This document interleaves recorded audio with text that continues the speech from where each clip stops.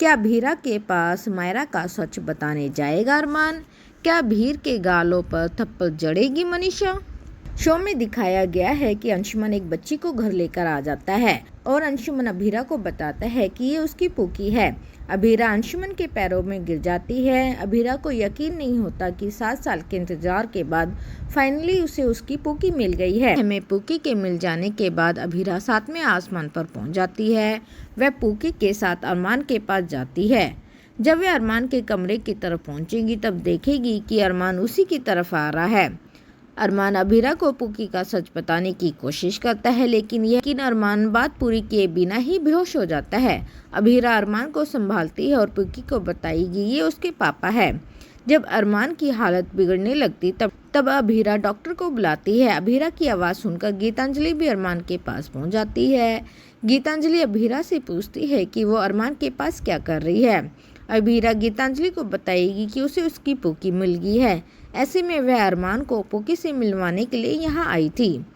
गीतांजलि ये सुनकर दंग रह जाती है। अभीरा पूकी के साथ वक्त बिताती है और मायरा को भी संभालती है। अभीरा पूकी पर खूब सारा प्यार लुटाती है, लेकिन फिर भी खुश नजर नहीं आती।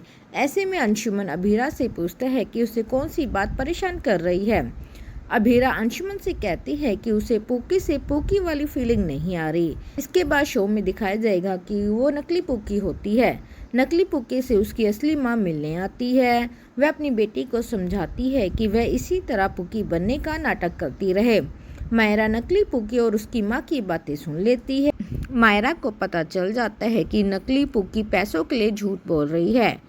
मायरा ये बात अभीरा को बताने जाती है, लेकिन नकली पूकी की मम्मी उसे पकड़ लेती है और उसे धमकाने लगती है।